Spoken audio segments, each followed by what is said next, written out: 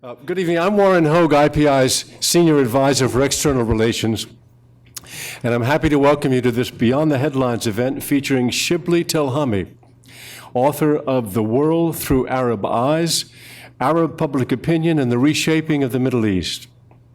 Shibley is the Anwar Sadat Professor for Peace and Development at the University of Maryland and a Senior Fellow at the Sabin Center at the Brookings Institution. Most importantly, he is a trailblazer in surveying public opinion in the Arab world, a region that is of such strategic importance to the West, but about whose inhabitants and their attitudes about one another and about the outside world we have known so little. This uninformed Western involvement in the region has resulted in a high level of distrust of the West among Arabs, something Shibley documents convincingly in the book. Arabs are a media market of some 350 million people in 22 countries and beyond. And the book is a culmination of 10 years of taking the periodic pulse of 6 representative countries in the region: Egypt, Saudi Arabia, Morocco, Lebanon, Jordan, and the United Arab Emirates. Now, Shibley explains in the book that he wanted to include Syria, but was unable to because of what he called the iron fist of the Assads. The book is filled with illustrative graphs and statistics, but its real value is the interpretation that Shibley puts on them. By the way, books are for sale at the door, and Shibley will be here when we finish the program to sign them and chat with you. In one finding that certainly captured my attention and is particularly timely, in a week in which John Kerry is spending 3 days shuttling between Israel, Jordan, and the West Bank, Shibley says that the Arab sense of threat is defined in relation to Israel and the U.S. He goes on to explain that while the Palestinian-Israeli conflict is not necessarily the immediate priority in Arabs' daily lives, their daily needs are, it is what he calls, quote, the prism of pain through which most Arabs view the world. In several different moments in the book, Shibley points out that there is nothing more important the U.S. can do to regain influence in the region than producing a settlement of the Israeli-Palestinian conflict. That finding has particularly resonance here at IPI since our president, Terje Rode-Larsen, was one of the creators of the Oslo peace process. And since there have been so many conversations in this very room and consultations involving high-ranking officials of the two sides and Arab leaders seeking to find the path to the creation of a Palestinian state and the end of the Israeli occupation. The book has a lot of revealing and intriguing information, and it also packs some surprises. For instance, you'd never guess which international leaders Arabs admire most, or the countries they would like to see as the superpower instead of the U.S., or the places outside their region that they would prefer to live in if they had a choice. Shibley shows that these feelings and preferences change with time and evolving events, and that's an important consideration because he argues that this means that contrary to the self-serving notion in the West that what Arabs are protesting against are our values, in fact, it may be our policies. Over the past decade and a half, access to transnational media like Al Jazeera or the BBC and the internet and Facebook and Twitter and other social media has totally transformed the Arab information world. What you have now, in Shibley's phrase, is a, quote, massive Arab chat room. No one has been listening to that chatter with more attentiveness and more understanding than Shibley Telhami, and I am delighted that he is here at IPI this evening to tell us what he has heard and what it means. Shibley? Thanks so much, and thanks so much for hosting me here. I see a lot of friends here as well, and I'm really happy to have them with us.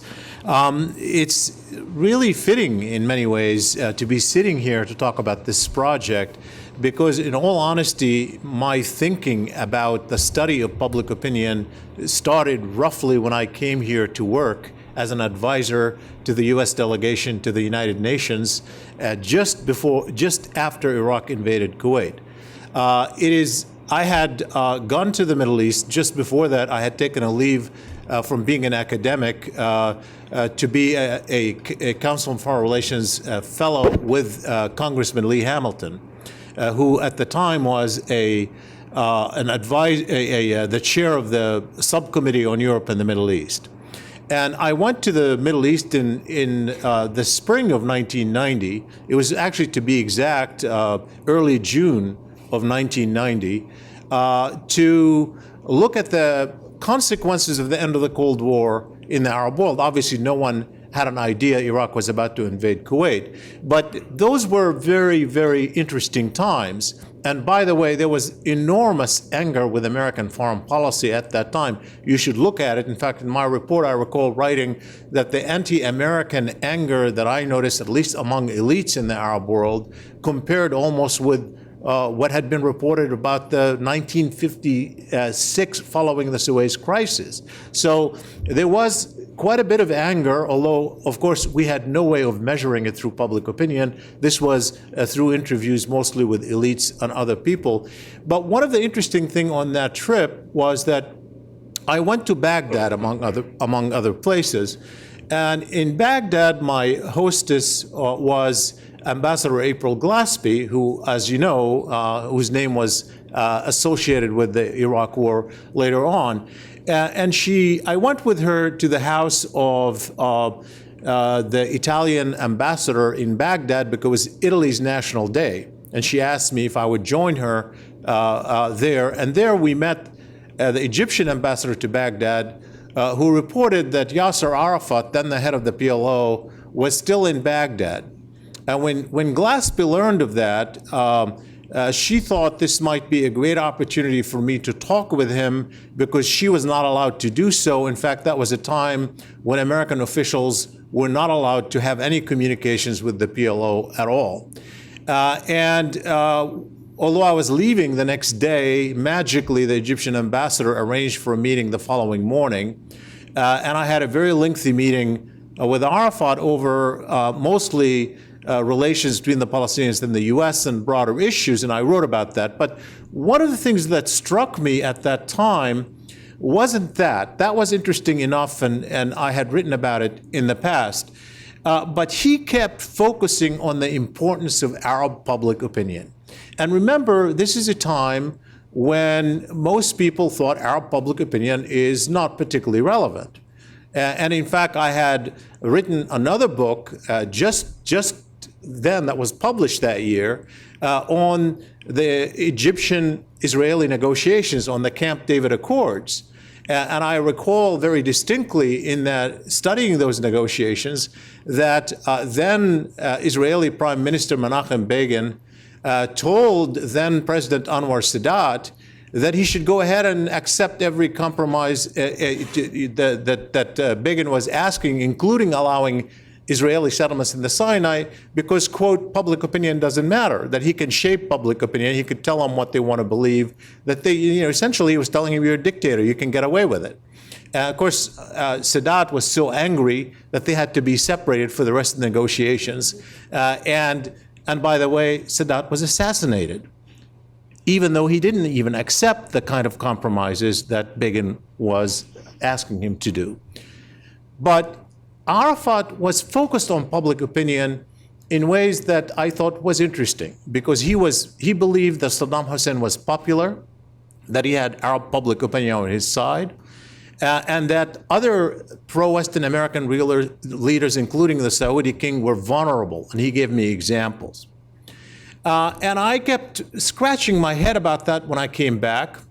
In fact, at one point I wrote an article that suggested that the Iraqi invasion of Kuwait was predicated on the assumption that the Saudi king would feel so vulnerable that he would not allow American forces on Arab soil, that this would be a barrier, and if America couldn't deploy forces on Arab soil, it couldn't get away with an effective war.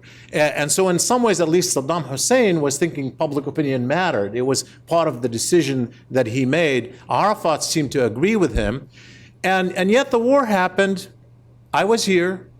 I came at the UN. I was actually at the Security Council watching what was happening at the time with Tom Pickering when he was U.S. ambassador to the UN during this period. And the Saudis did allow American forces on Arab soil, and they got away with it.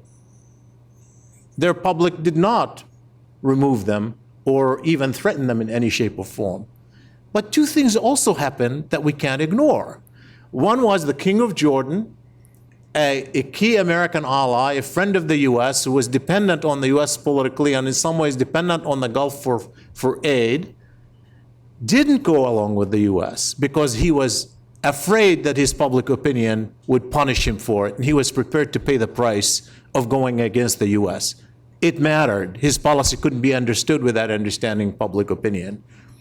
And while the Saudis got away with it, let me leave you with two thoughts.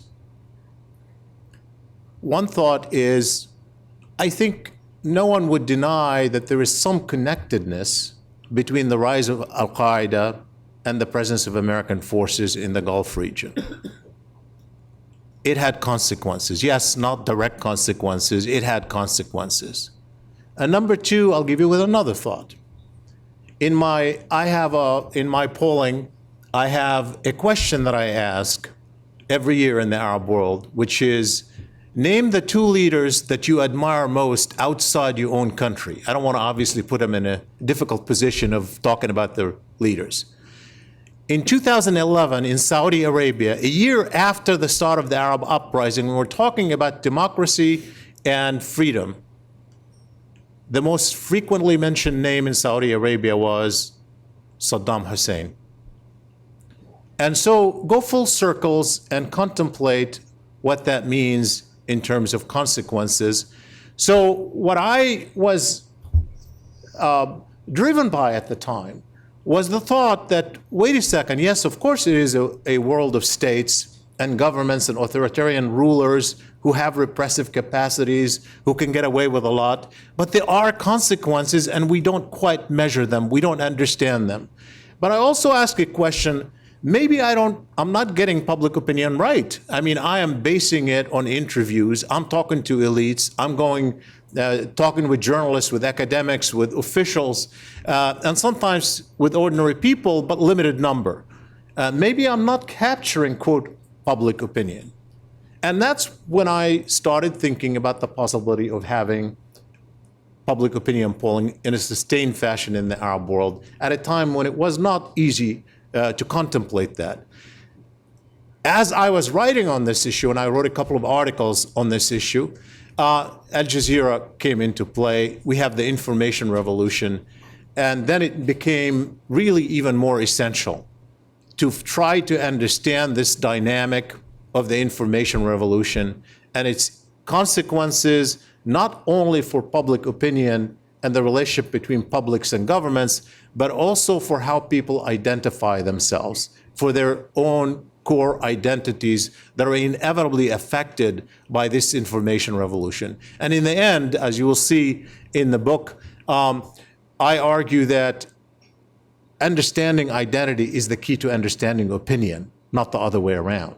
That in essence, when we do public opinion polling, we're really trying to understand the framework in the context of which people make evaluations. And that framework is very much reflective of some notion of core identity that we have to distill and understand. And it is that evolving identity that we have to try to capture through our work. So this was what the project is about.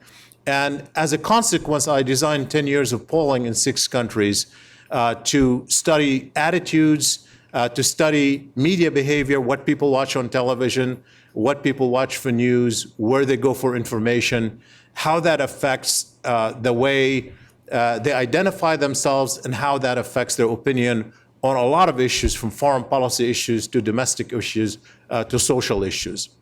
The 6 countries were Egypt, Saudi Arabia, Jordan, Lebanon, the United Arab Emirates, and Morocco. We had roughly a sample of 4,000 every year in these countries. Now, over the years, I also added, for control, in order to test some of the hypotheses, more limited studies among Arab Palestinian citizens of Israel, because they had a completely different media environment, and they typically were fluent in 2 languages, in Hebrew and Arabic, and had access to Israeli TV. So I thought it would be very good to contrast that.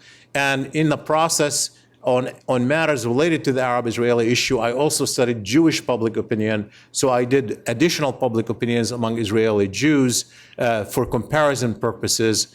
And in the end, I also did some polling in the US to study the evolving American attitude toward the Arab world. And I have a whole chapter on the evolution of American public attitudes toward the Arab world. So that, in a nutshell, is the project.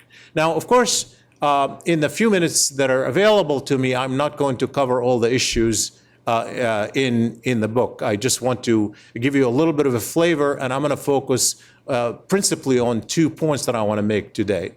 The flavor is that if you, the book itself starts with a chapter on identities, trying to understand how people identify themselves and how that has evolved over time. I'll talk about that a little bit today. It has a couple of chapters on the evolution of the Arab media, because that environment is so critical for understanding what's happening in the region. I have a chapter on why people have a tough time empathizing in times of conflict, and why this issue of incitement that we so highlight in our public opinion is much harder to address than we think. And I have a chapter on the Israeli-Palestinian conflict called the Prism of Pain, not only on why that issue is important, but what people really think about this issue. What do they want? What are their opinions? How are they evolving on this particular issue? I have a chapter on Arab attitudes toward Iran, which of course is extremely important and central. I have a chapter on how Arabs see the Arab uprisings. How are they evaluating the revolutions? How do they see them? How are they reacting to them? Are they optimistic? What do they think are the driving forces? I have a chapter on Arab attitudes toward religion and women, particularly on the social dimension of that and how that's evolving. A chapter on Arab views of the rest of the world outside the United States, beyond the United States, as well as American attitudes toward the Arab world. But I'd like to focus on 2 key points that I think will bring into focus a central theme in the book. The first point goes a little bit against conventional wisdom about the Arab uprisings. And that is that while most people think foreign policy had nothing to do with the Arab uprisings in 2010, starting in 2010, 2011, and there is a lot of reason to think that, including the fact that foreign policy was not the central chant in the public squares across the Arab world. I want to argue that foreign policy was a central part of the driving forces for the Arab uprising, and I'll make that point briefly. And second, I know that we started off talking about the Arab-Israeli issue and IPI's connection to this issue. I want to say a few words about why it remains central in ways that are not understood, I think, in the general public. So those are the 2 points I'll make. Let me start with the first one about foreign policy. Don't get me wrong. People wanted to throw these dictators out because they were repressive and because they weren't providing. There is no doubt that obviously the economy mattered and the lack of jobs mattered and all that stuff mattered. In fact, we have known that for a long time. We have known that Arab publics were angry with the governments. In fact, if there was actually a puzzle among scholars of the Middle East over the past 3-4 decades, it was, what's wrong with the Arab people? Why haven't they revolted already? It was never about when will they have reasons to revolt. We knew they were angry, they just didn't do it. So that wasn't really the issue. The question is, why did they happen in 2010? Why didn't they happen in 2005? Why didn't they happen in 1995? People were very angry. And I would submit to you that if you look at the history of the decade, you wouldn't find exceptional periods of depravity, of poverty. You wouldn't find more repression than we have witnessed in previous periods. You wouldn't find food crises that the region hadn't faced many times before, whether it was in Egypt or in Tunisia or in Morocco or elsewhere, that didn't result in revolutions. So that's not enough to say people were angry over those issues. They were.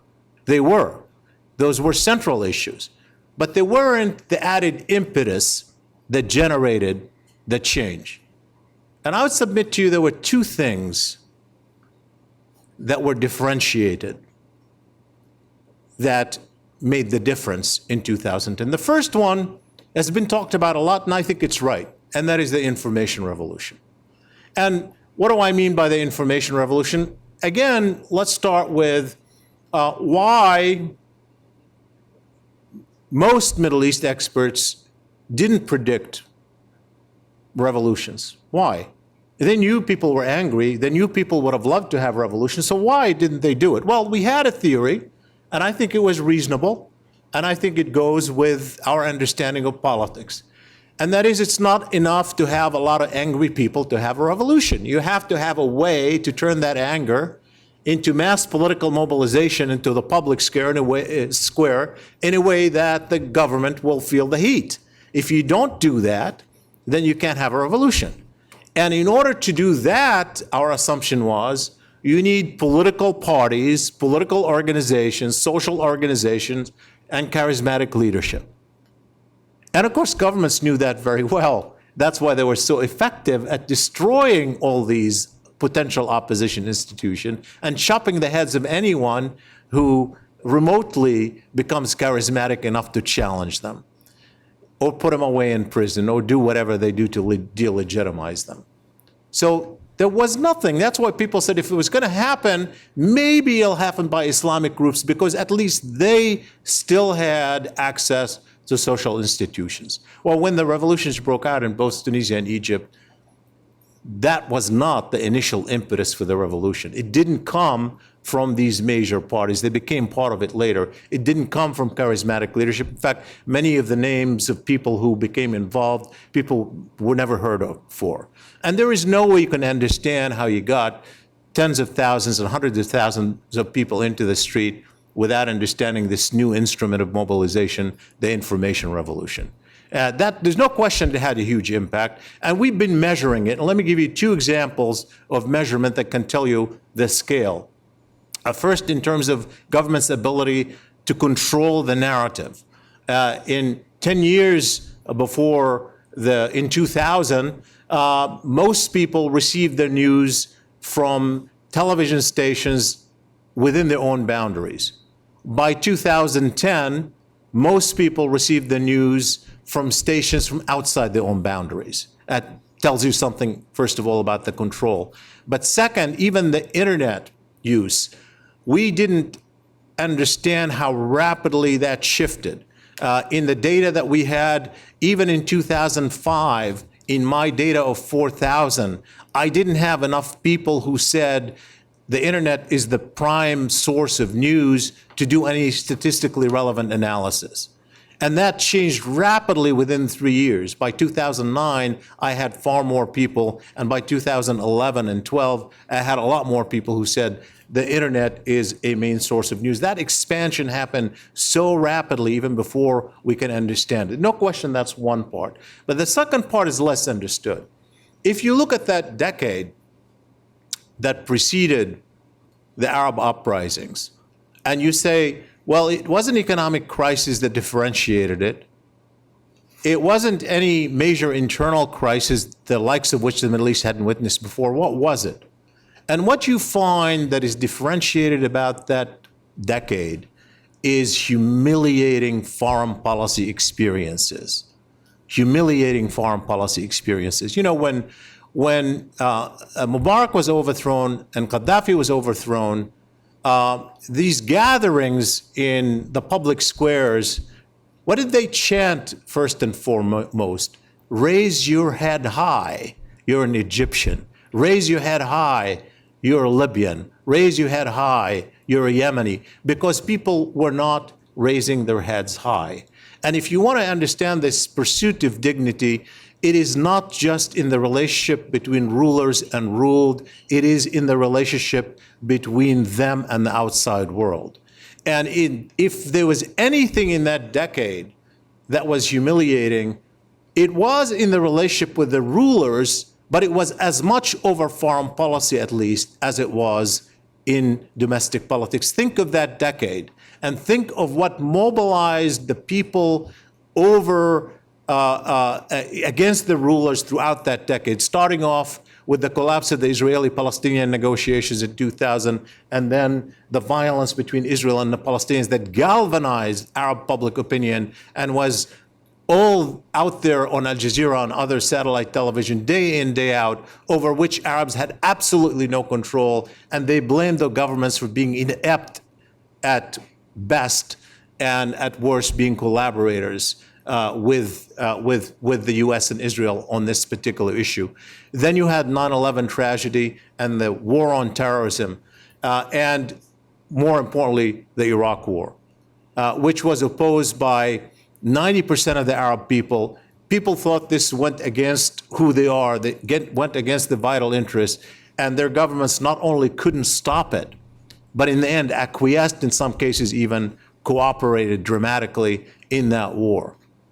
And then there was the 2006 Israeli-Lebanese war, when many governments were very much hoping Hezbollah would get a black eye in that war for their own reasons, and the public's hearts and minds were very much with Hezbollah.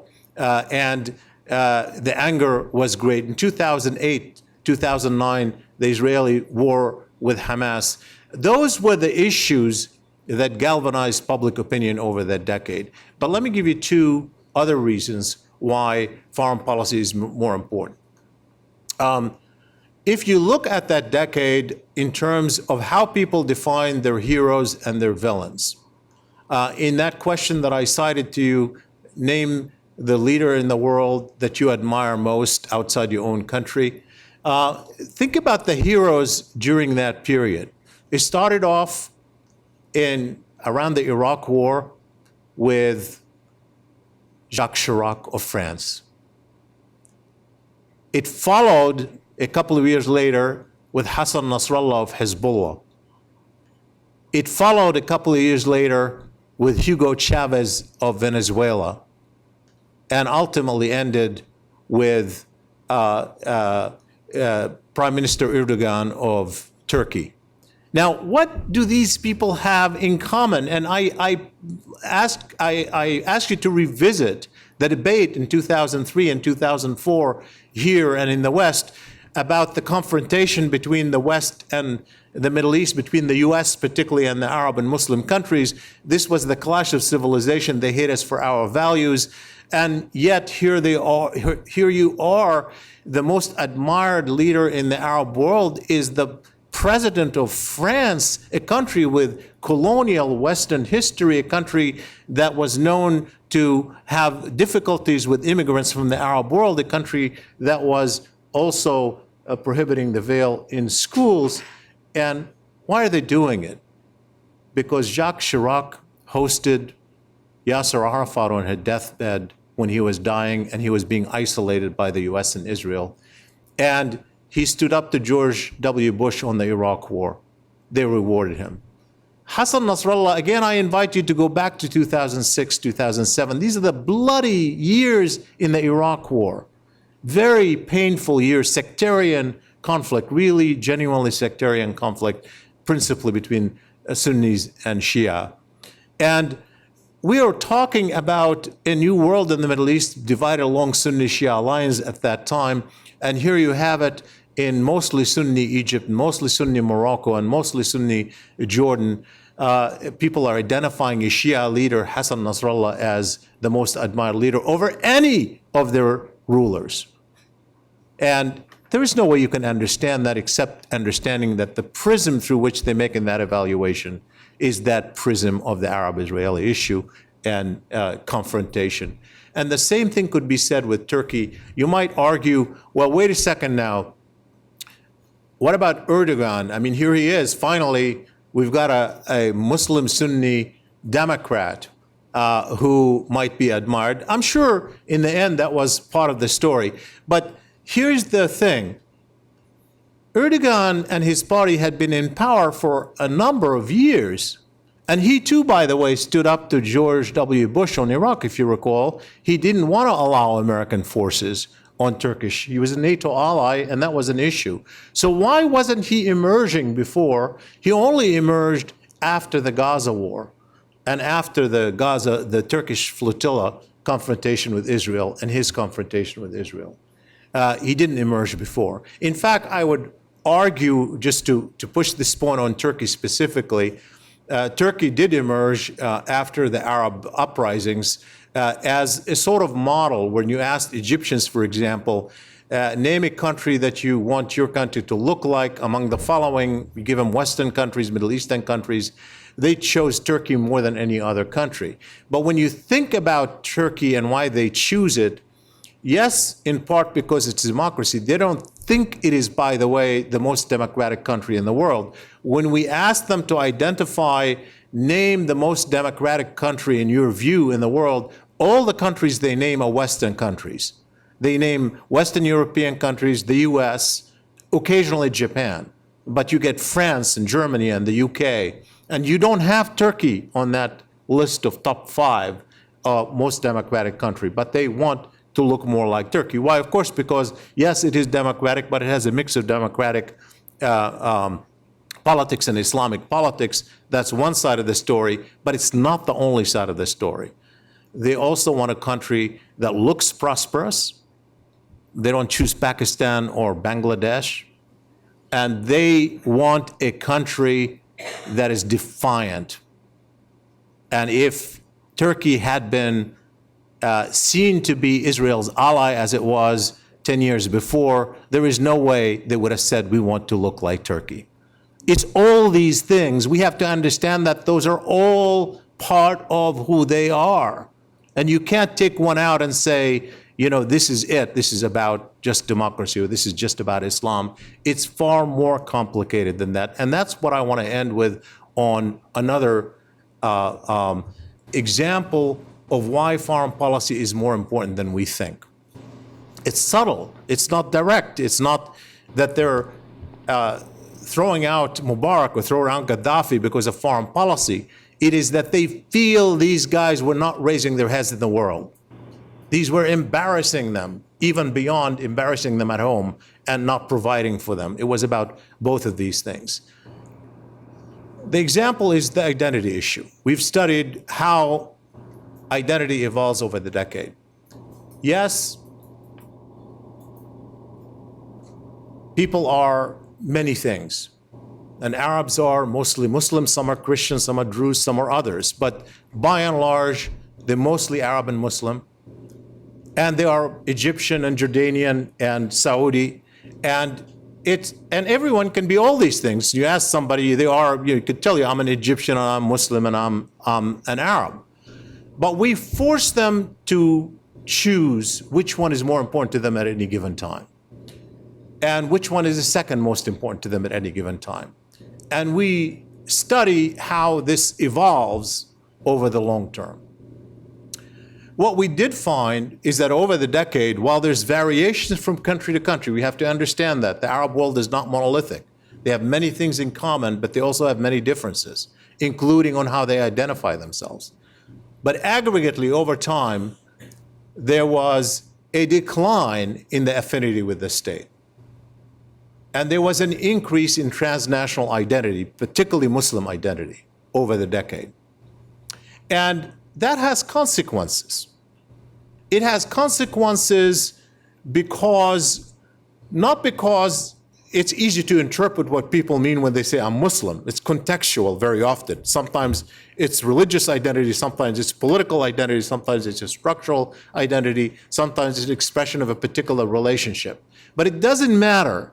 Why? Because no matter what it means, when you identify yourself as Arab and when you identify yourself as Muslim, you are identifying yourself with people outside your own state boundaries. You're identifying yourself, in essence, with issues that matter for foreign policy. In fact, we even ask a question more directly than that, which is, do you want your government to serve the interests of its citizens, which is what government is supposed to do, or do you want your government to serve the interests of Muslims or Arabs? And here's the interesting thing, we get at least half or more of the respondents say serve the interests of Muslims or Arabs. They expect their governments to not only serve their interests, but to do what's good for them. That's why they're interested in what's happening in Syria, and that's why they're interested in what's happening in Palestine, and that's why they're interested in what's happening in many other issues, even as, of course, they mostly in their daily lives focus on getting food on the table and getting jobs and getting freedom in relation to the governments. But you can't separate these issues.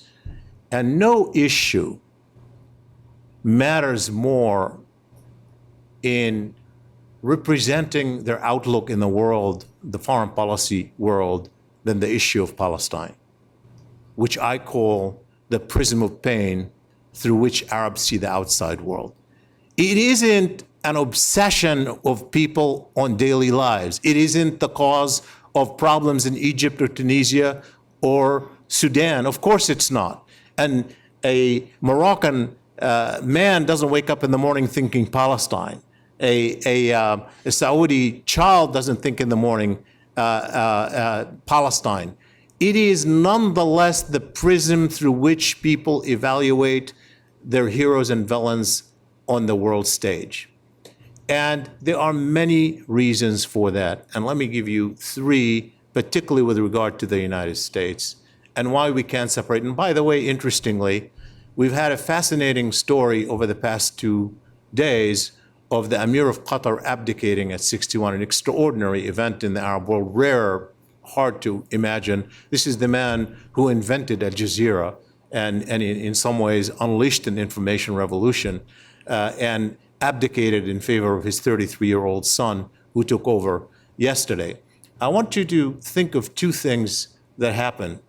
He was a speech in which this ruler abdicating, very brief, unusually brief for an Arab speech, particularly an abdication speech, which of course we don't have many like it in any case, but I don't know if I was abdicating, I would have wanted to boast a little bit. He didn't even boast.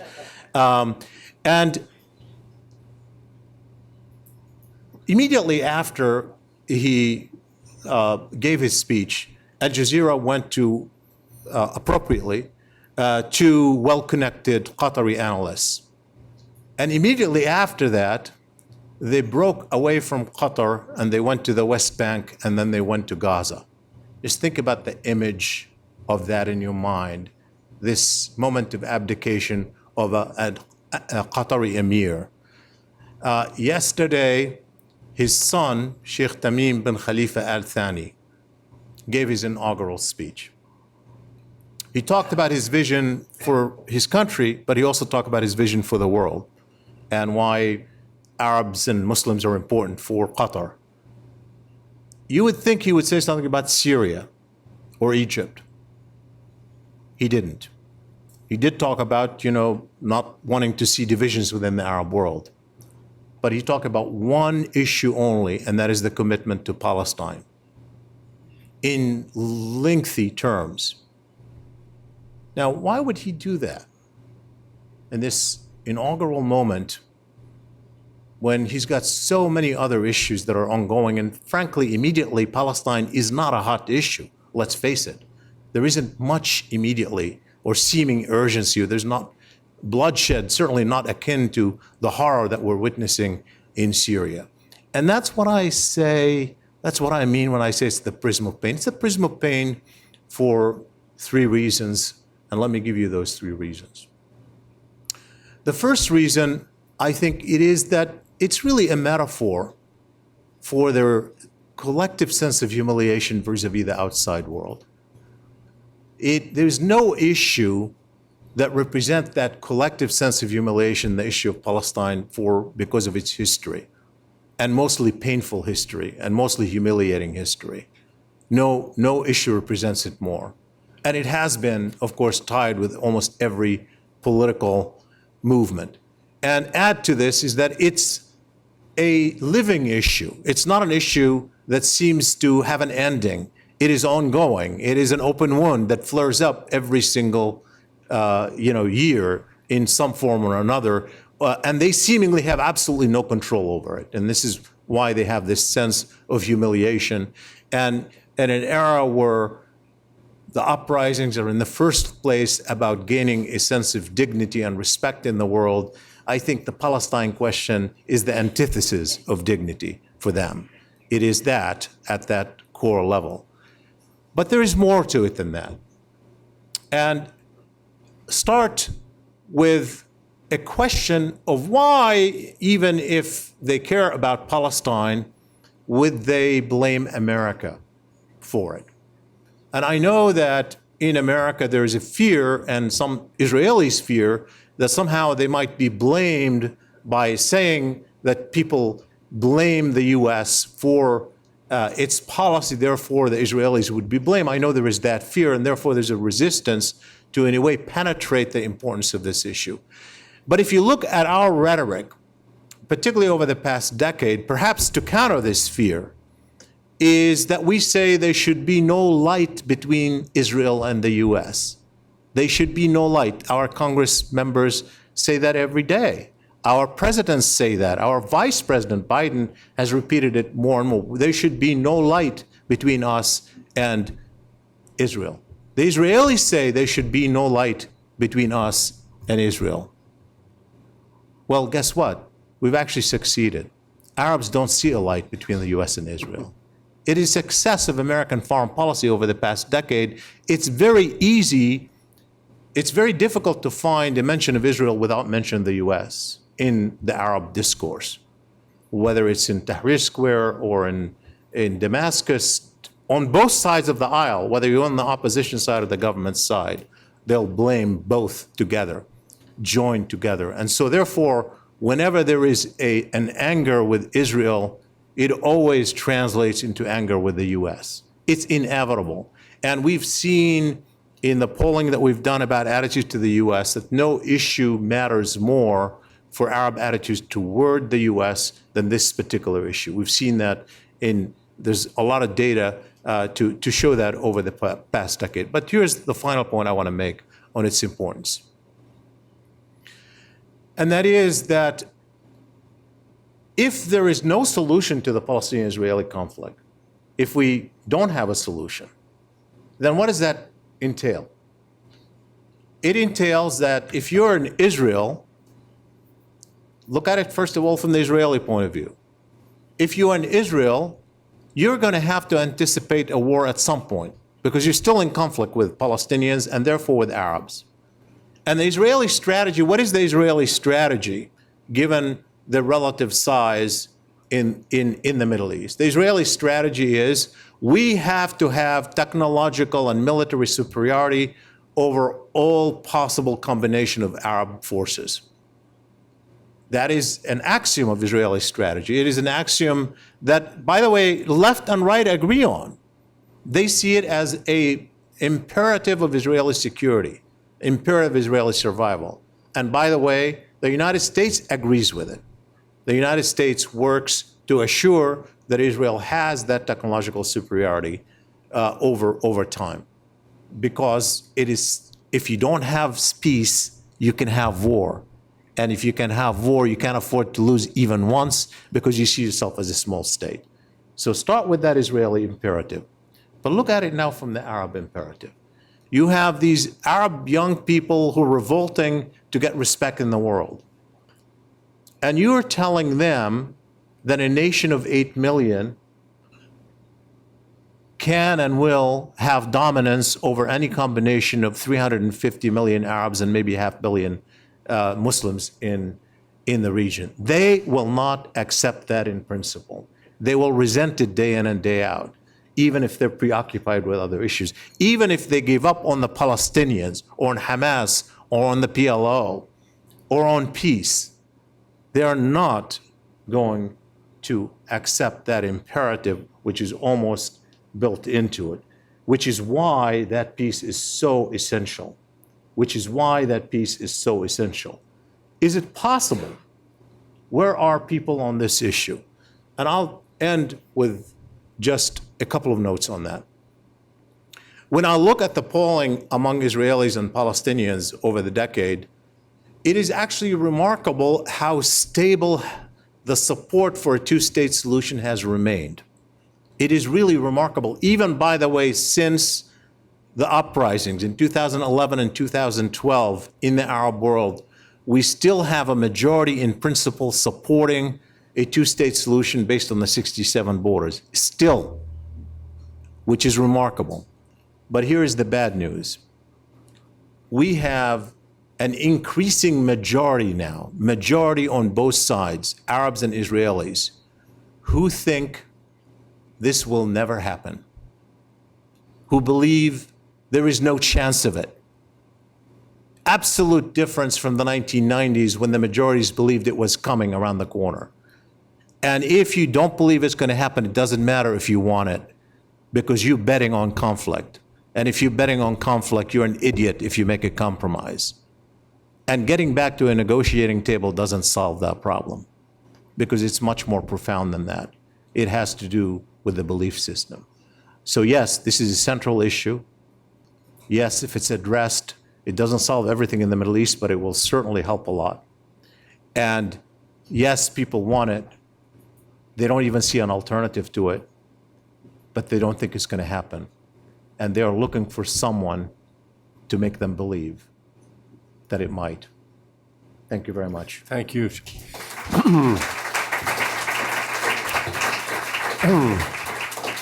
Shibley, I have a bunch of notes to myself here about points in the book I hope you would make, and you made almost all of them. I just want to ask you a couple of rather specific things. You mentioned going in that you do have a chapter on the Arab view of women, and I think your conclusions would be very interesting to this audience. Yes, let me start on this issue by saying I don't think it comes as news that the status of women by many measures is in the Middle East is lagging behind much of the world. That's not it's hardly a surprising issue. The question is, what are the dynamics that are ongoing and what are the prospects of it? I mean, what was interesting is that if you look at the Arab uprisings, whether it's in Egypt or Tunisia or Yemen, you saw how many young women were part of these uprisings. But we do know in history that doesn't immediately translate into some gains right after revolutions end. We've seen it over and over and over again, particularly in the Algerian revolution case, by the way, in the Middle East. And we do know that in some countries like Egypt, where women had much more empowerment socially and in the employment, that now there's setbacks, mostly because of the rise of empowerment of conservatives in Egypt. In Tunisia, while there's also the empowerment of conservatives, and many of the seculars are very worried about the empowerment of women, there is no question that at some level there's also been some advancing. For example, in the parliament, where there are more women members of parliament in Tunisia than before the revolution, in large part because they made it a law that every party, when it submits its slate, every other candidate has to be a woman.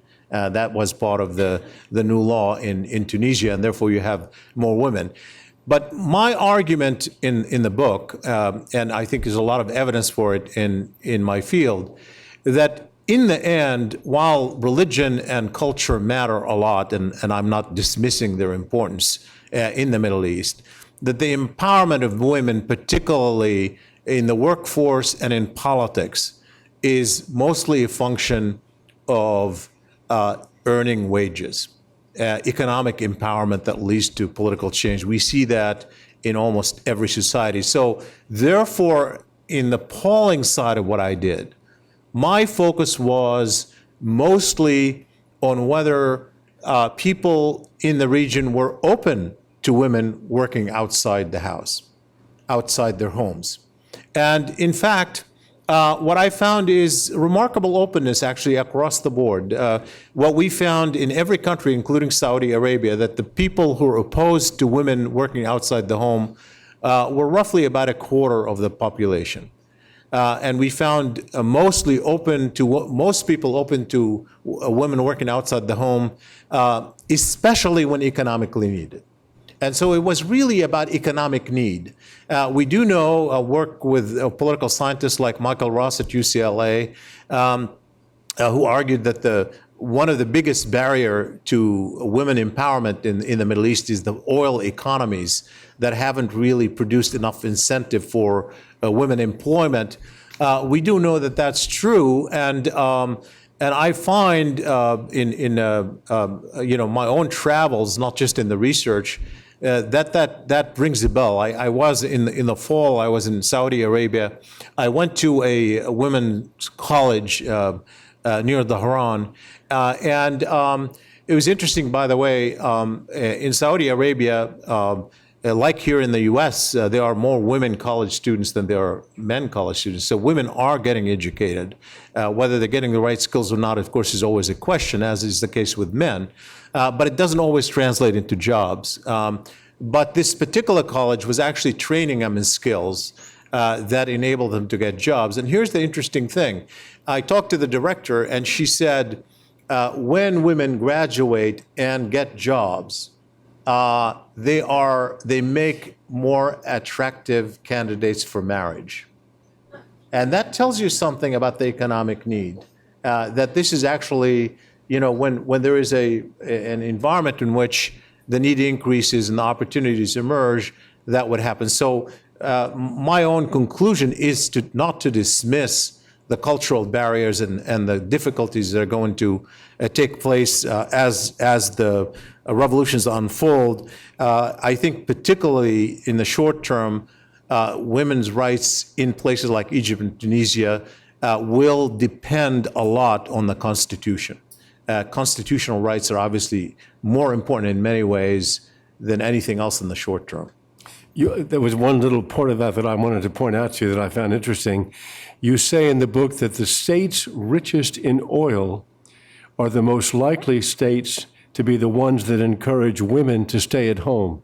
Can you explain that? I didn't actually say that myself. I think I was probably quoting Michael Ross. Okay. Yeah. Well, I can pass on that. Yeah.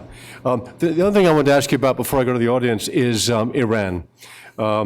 There is the historic enmity between Persians and Arabs, and yet you found different conclusions when you tested that theory.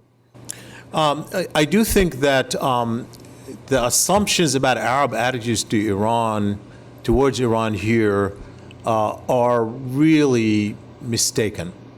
There is an assumption that Arabs wholeheartedly are focused on confronting Iran. And I think that you can argue that has become more so since the Syrian crisis, which has become certainly one in which Arab anger with Iran has increased, no doubt, and we need to measure that. I could tell you that I've measured as of exactly a year ago. So, this book comes really through almost the end of 2012. So if I were to conduct a poll now, we can argue maybe that'll change a little bit.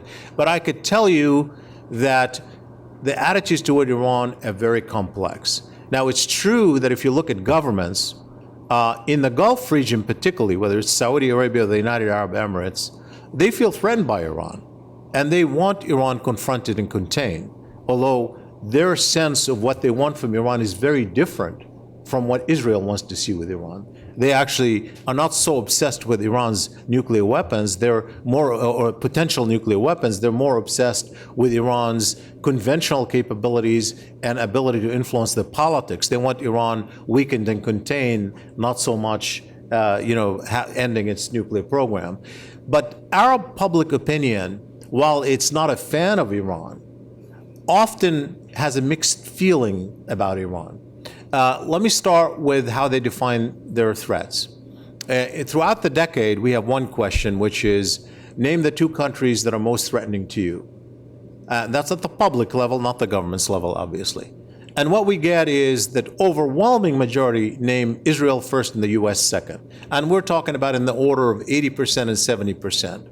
And Iran gets about 20% or less throughout the decade of people who identified as one of the two most important threats. Now, they still identified as still the third threat, but now think about how subordinated it is. So if the US tells them, come help me, and they think the US is more threatening and they trust the US less to counter Iran, how persuasive that argument is with the public, at least. Might be persuasive with the governments, but it's not particularly persuasive with the public. Second example, one of the questions we asked is whether they believe the international community should pressure Iran to end its nuclear program.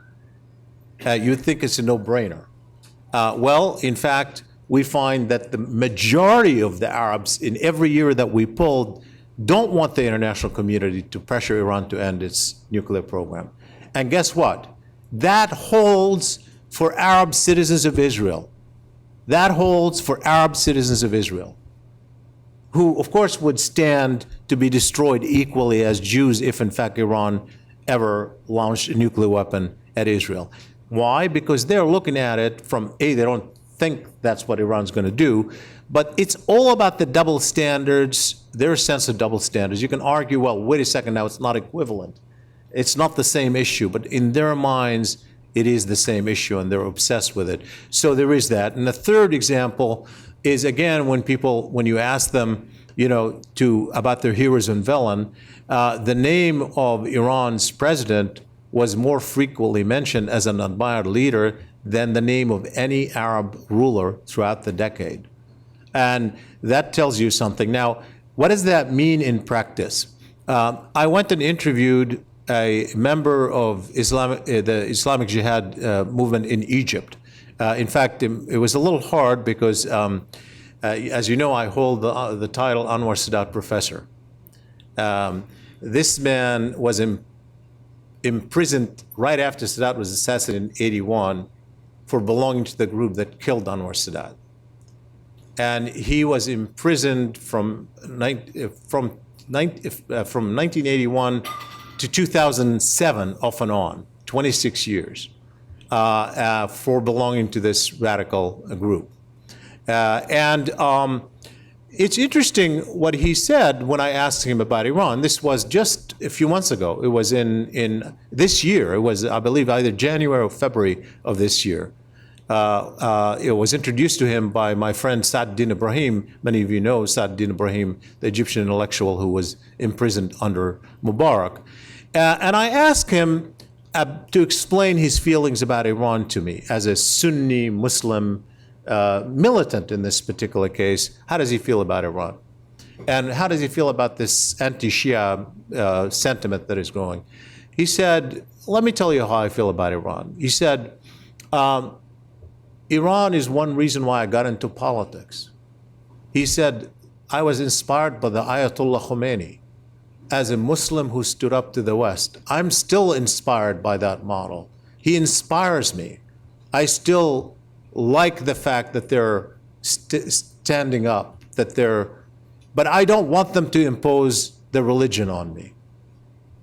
And that, I think, in some ways summarizes that complexity of attitudes. And by the way, beyond those interviews that I conducted and the 10 years of public opinion polls, I also did a lot of analysis of the conversations, the electronic conversation on the internet, of Arab commentary about Iran on things like Al Jazeera.net and Arabiya.net, to show the diversity of opinion on Iran, how complex it is, how there is this it's not just the enemy of my enemy. There is that.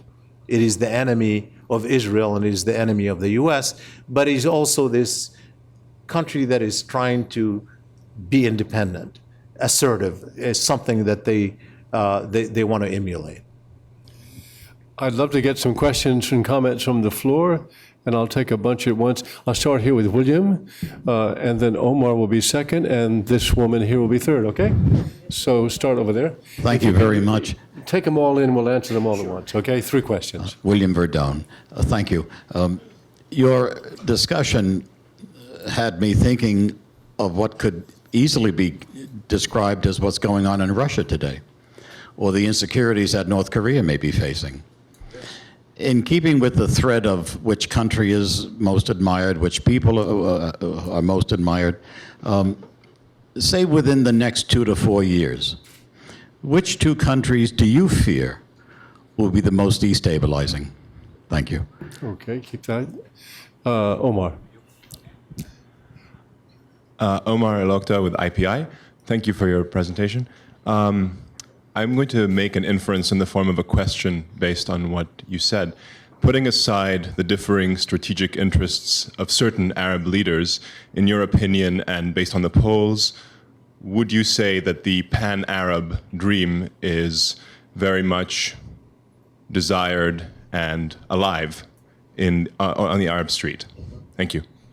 And then just pass that down to the woman in the black dress. Okay, good. This woman.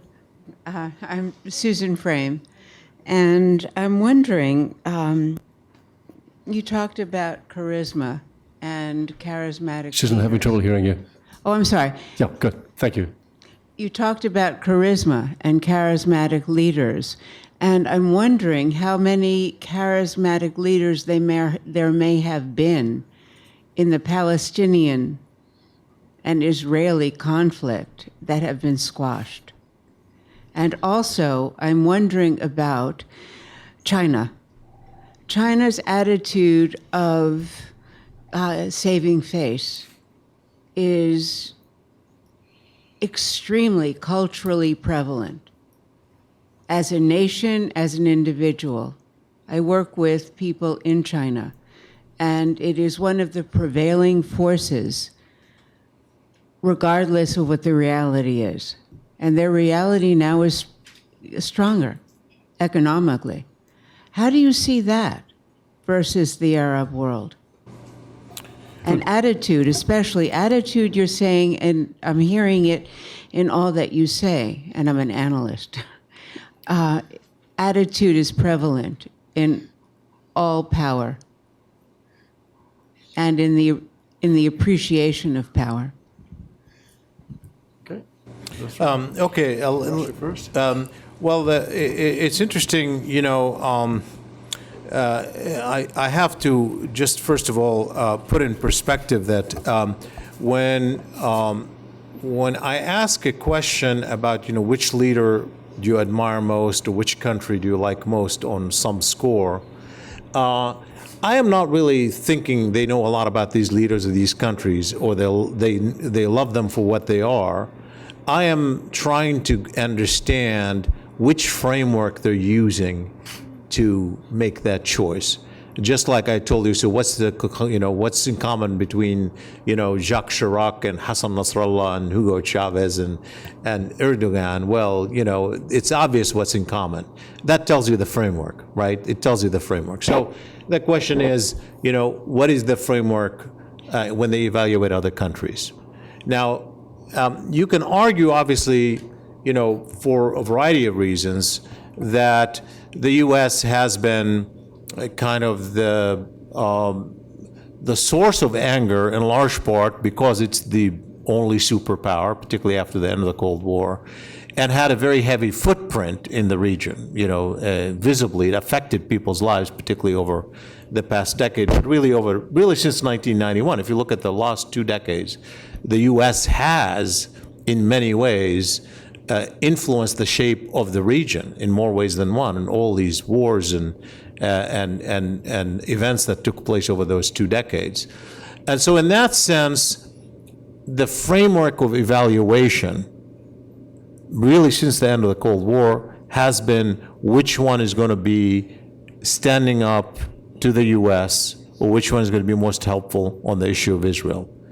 And it goes back actually even to this analysis, as I was undertaking this project back in 1990, of the elites in the Arab world. And Saddam Hussein himself, by the way, gave a very important speech in February of 1990 in which he said, the end of the Cold War means the U.S. is going to dominate, it's going to be more pro-Israel, the Soviet Union is going to be no longer on our side, so we have to look for alternatives. And he was hoping that he can lure Russia back into a Cold War politics. It's kind of interesting. And he thought he could do it even during that war in part.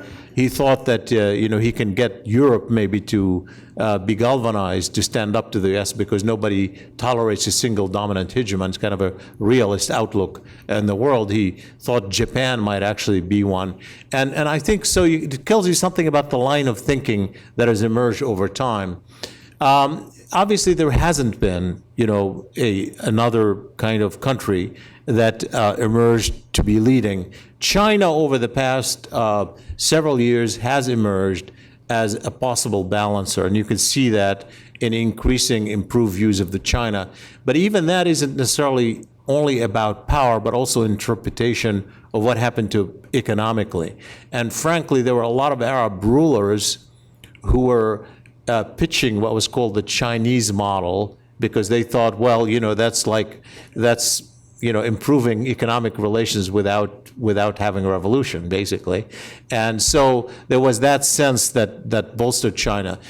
When we look at Russia, the views of Russia have been mixed. By and large, over the decade, Russia hasn't emerged with a positive view in the Arab world for multiple reasons. One is it really hasn't asserted itself in a way that helped the Arabs, but more importantly, as people focused on Islamic issues, the Chechnya issue hurt Russia considerably.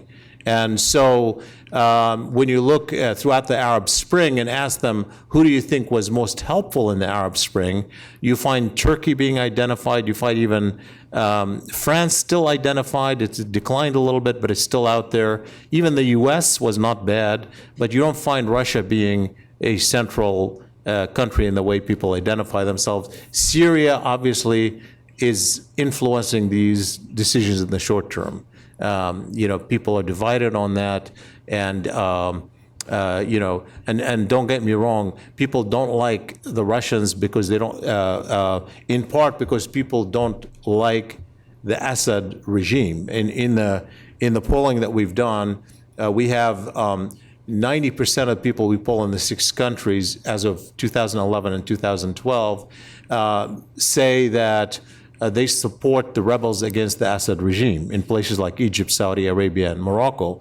But when you ask them if they support Western intervention to help the rebels, a majority don't support that.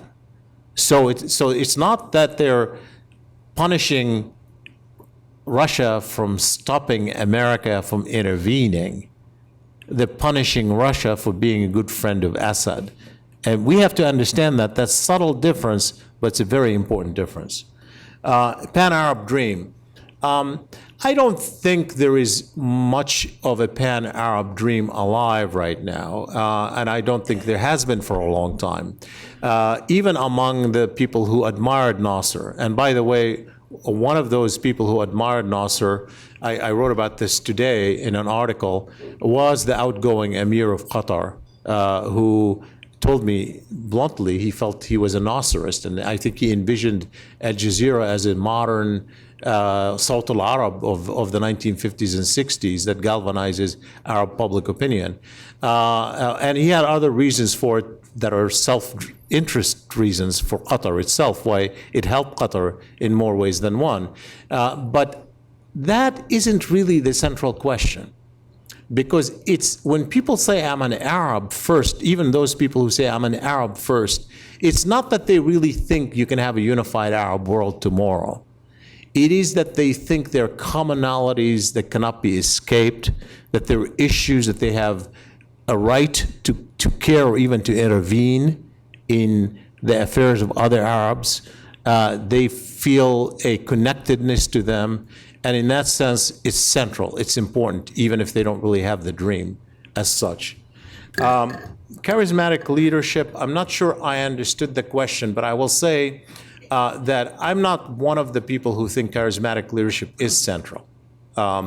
In part because I think action defines the charisma, not the other way around.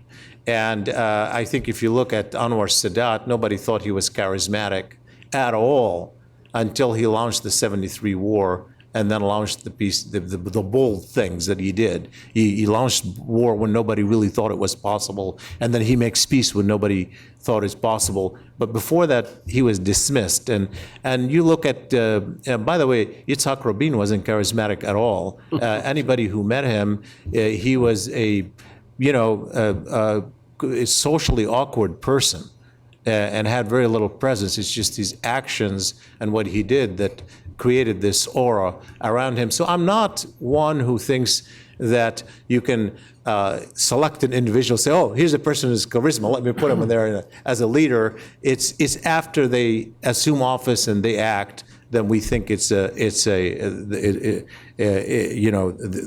charisma. With China,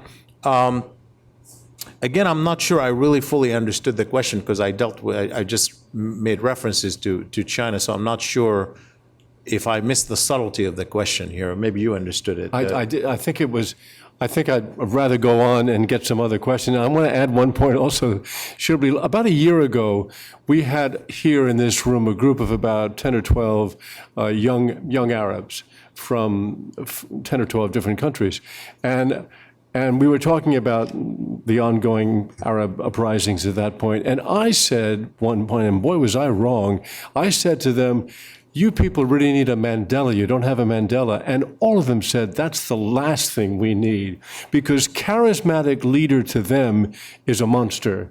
A charismatic leader in their experience had been a Mubarak or someone like that. And I remember I was really corrected, but it was a real eruption when I suggested that what the Arab world lacked was charismatic leadership. They basically said to me, that's the last thing we need.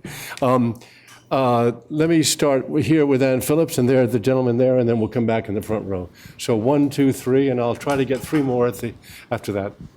Good evening. My name is Ann Phillips. I'm on the board of IPI, and I'm a little hoarse, so forgive me. Closer to your mouth. Yeah. What, does it take away my hoarseness? That's good, yeah. Yes. Yeah. All right. Oh, you couldn't hear me. I'm sorry. There's no question that sectarian divisions and conflict is developing on the rise in the region. I mean, there was, so I'm doing that to be, that there was the uprising, the Shia uprising in Bahrain, which was put down by the Sunni rulers and aided by the Saudis. There is the domination now of Shia in Iraq and a lot of conflict and bombs going on there. There is the support of Nasrallah, Hezbollah, and Iran for Bashar, and Qatar is supporting the rebels, who are the Sunnis. My question is, in view of this violent conflict that seems to be developing, have you done any opinion taking on the future of, there's always been enmity between Sunni and Shia, but now it's becoming openly violent. Will there be ultimately a Sunni-Shia conflagration within the region, in the opinion of the people in the street? And our second was, remind me there, the gentleman in the back, B, right there. Okay, good. Thank you very much. Jorge Tagle from the Mission of Chile to the United Nations. My question is, you briefly referred to Turkey. And I would like to know a bit more in detail the view of Arabs referred to Turkey. In my view, Turkey has a unique position, is in a unique position as usually said as a bridge between West and East, and in this case between Arabs and Europeans. I would like to know your view in the eventually. I know this is not for today, not for tomorrow. Turkey become a member of the European Union. Do you think that the current view from Arabs refer to Turkey will change some way in that will be seen somehow just another Western country, not one of more close to them. Thank you. It's already a member of NATO, so it's got that association there. In the front row? I'm John Hirsch. First of all, thank you very much, Shibley. I wanted to ask you to say something more about Israeli-Arab attitudes. There's a film right now, some of you may have seen it, called The Attack, based on a novel of the same title, written by a former Algerian military officer. And I'm not giving away what this is about because it's all in the review. The wife of this Israeli Arab carries out a suicide attack on an Israeli hospital. But the core of the book, and her husband is this prominent Israeli Arab surgeon. And the core of the book is, where does this man stand? And can he both live in Israel and be the beneficiary of Israel's society, or must he stand with the Palestinians who've been the victims of Israel? So where are the Israeli Arabs? You made the point in your remark that many of them identify with this humiliation of the Palestinians or the Arab world. But of course, they're living in Israel. And as far as I know, they're not emigrating anywhere. So I wonder if you could clarify a little further their perception of what's going on in their lives. I mean, I thought the book and the film were just tremendous in posing this dilemma, kind of a moral dilemma. But, you know, if they all identify with this humiliation, where's the Israeli Arab community then? Okay, Shibley. I'm sorry to say we're kind of running out of time, so I'll have to ask you to answer those three rather rapidly. Okay, let me start with the Sunni-Shia divide. I am worried about it, despite all of what I said, in large part because there are too many parties who stand to gain from defining the conflict as a Sunni-Shia conflict. If I am a Bahraini government, I have an interest in saying these are not just people who want freedom, this is Iran trying to incite the Shia. If you are intervening in Syria on behalf of the rebels, you see, well, this is really sectarian conflict. Look at Iran so that in the end, that's not the real reason, but there are enough people who are going to supply arms and help fuel and define and reframe a narrative of Sunni Shia. It worries me. We see it in some ways with a bit of a spillover into Lebanon. We've seen even in case of Egypt, which has less than 1% of the population is Shia. There is all this, including a tragedy of a Shia group that was killed just in the past week. So it worries me. It isn't really because of religion. Religion is a factor. It's a factor on the margins. There are extremists, obviously, on both sides who define the issues as religious issues. But for the vast majority of Shia and Sunni, when they get trapped into that conflict, it isn't really the divide. Take the Iraqis. I mean, when you look at Iraq, they married each other. They were neighbors of each other. They lived with each other. They're tolerated with each other. One of the things that was not known, we talked about Saddam Hussein's regime as being, Sunni controlled, and obviously his own clique was central. But one of the things that wasn't well known is that when the U.S. issued the deck of cards. Do you remember the deck of cards? 52 cards of most wanted people in Iraq afterwards. Guess what? A majority of those people were Shia, not Sunni. A majority of those people were Shia, not Sunni. So we do, obviously we have to understand that complexity, but having said that, we know how these ethnic and religious conflicts arise, and when they start, it's very hard to stop, and right now it's ugly and it's worrisome. With Turkey, I think Turkey fills a vacuum at a time when Arabs have no heroes of their own. They're desperate for one. And the minute they have one of their own, if Egypt ever comes out of its mess, they prefer an Arab hero. Turkey isn't the natural. Arabs care about their Islamic identity, but they're much more focused on their Arabism and their shared language and culture and history in many ways. If Turkey were to join the European Union, I think actually it would be a good thing. People would see it as a good thing. I don't think it would alienate them from Turkey necessarily. I don't really think it would. I think it'll probably improve their views of the West for accepting a Muslim country in Turkey. On the Israeli Arabs, obviously a huge issue. And yes, it is studied. In this book, actually, I have a lot of poll results among Arab citizens of Israel. Sometimes, by the way, the reason I say Arab/Palestinian citizens of Israel is exactly because of that complexity. We ask them to identify themselves. Are they first Arab, first Palestinian, first Israeli, first Druze, Christian, or Muslim? And you have an interesting result emerging among. It varies by sect, no doubt, that there is that variation. So among Muslims, you will have mostly Palestinian or Muslim Palestinian being the first two, and then Arab third. Among Christians, you have Arab, Palestinian, Israeli, and then Christian last. Among Druze, you have either Druze first and then second Israeli, and a few will say Arab, certainly not Muslim. But when we controlled for it, it was something fascinating that emerged that I hadn't anticipated. When we broke it down by people who had relatives who had become refugees in 48, it was roughly half of the people we interviewed said they had relatives who became refugees in 48. We find that identity and even the behavior, whether they watch Arab television or Israeli television, is more a function of whether they had relatives who were refugees, whether they're Christian, Muslim, or Druze. There are even few Druze who had refugee relatives.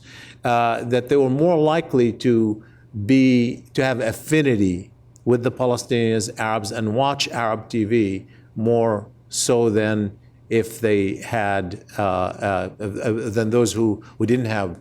But it's a complicated issue, obviously. I don't really see it militarizing. I see this as a huge issue if you don't have an Israeli-Palestinian peace. And even if you have Israeli-Palestinian peace, because of the insistence, obviously, you can see it now even before the negotiations of Israel insisting on defining itself as a Jewish state. Well, where does that leave the 20% Arabs who are citizens of the state? What is their place in that country? So their issue will endure even if you have an Israeli-Palestinian peace. I know there are other questions there, and I wish I could accommodate them. I'm going to encourage you to come forward because I'm going to have to end the public part right now. Shibley is going to stay here. He's going to sign books. We're going to keep the bar open. We're even going to open the balcony again. Please come forward and talk because that's the purpose of this engagement. Shibley, thank you very much. The book is fascinating, and so are you.